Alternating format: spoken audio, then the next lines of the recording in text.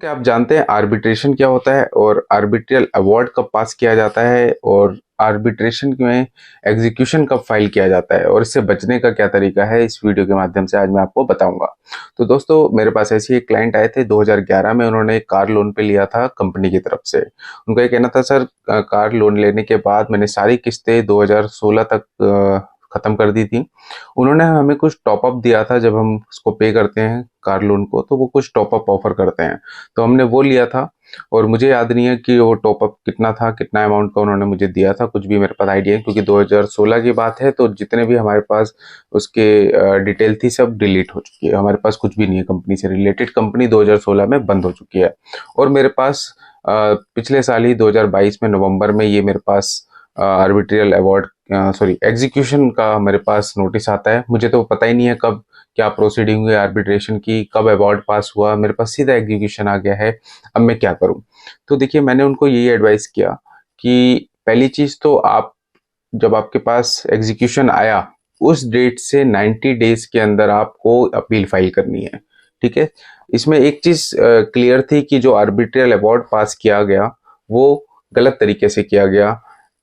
हमारे क्लाइंट को अवसर नहीं दिया गया कि वो उनके सामने जो आर्बिट्रेशन का प्रोसीडिंग होती है उसमें जाएं, उसमें अपनी बात कहें, रिप्लाई दें।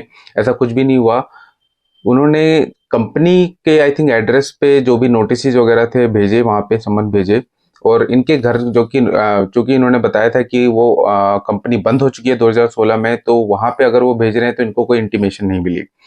इनके घर पे भेजना चाहिए था उनको। और आर्बिट्रियल अवार्ड पास कर दिया गया। इसके बाद एग्जीक्यूशन भी फाइल कर दिया गया और एग्जीक्यूशन की जो नोटिस था वो इनके घर पे पहुंचा है। तो अगर इनके घर पे एग्जीक्यूशन का नोटिस पहुंचा है तो आपने आर्बिट्रियल अवार्ड जब पास हुआ या फिर आर्बिट्रियल प्रोसीडिंग के जब नोटिस थे वो आपने क्या इनके घर पे भेजे, ये सबसे बड़ी बात रहेगी।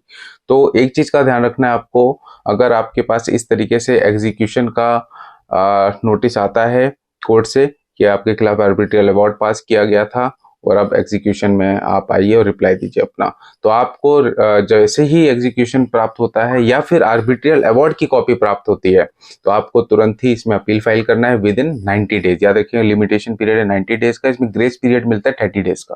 ठीक है। और जब आप अपील फाइल कर दें, याद रखिएगा, जिस दिन आपको आर्बिट्रियल अवार्ड की कॉपी मिल जाए उस डेट से कॉज ऑफ एक्शन अराइज होगा, लिमिटेशन पीरियड अराइज हो जाएगा 90 डेज का, याद रखिएगा। ठीक है। उसके बाद आप कोर्ट अपील फाइल करें, वहां पे आप बताएं कि जज साहब इस तरीके से मुझे बिना मेरे कुछ कहे या मेरे बिना कुछ सुने इस आर्बिट्रियल अवार्ड को पास कर दिया गया। मुझे तो पता भी नहीं है किस लिए ये अवार्ड पास किया गया, कौन सी ऐसी रकम है जो बकाया है या फिर किस चीज की रिकवरी वो करना चाहते हैं, मुझे कुछ नहीं पता। मुझे ना नोटिस आया, ना सम्मन आया, ना थ्रू मेल आया। और इन्होंने इस तरीके से एग्जीक्यूशन फाइल कर दिया आर्बिट्रेरली तरीके से। और नाउ अब मैं आपके समक्ष हूँ और इसमें कोर्ट को वी हैव टू मतलब हमें थोड़ा सा उनको कोर्ट को अपने उसमें लेना पड़ेगा कि आपको क्यों स्टे दिया जाए। तो स्टे बेसिकली इस केस में यही ग्राउंड बनता है कि हमें आर्बिट्रेशन प्रोसीडिंग में नहीं भाग लेने दिया गया, ना ही हमारे पास कोई नोटिस आया, किसी भी तरीके का कोई इंटीमेशन नहीं था हमारे पास। आर्बिट्रियल उन्होंने अवार्ड पास कर दिया और एग्जीक्यूशन भी फाइल कर दिया।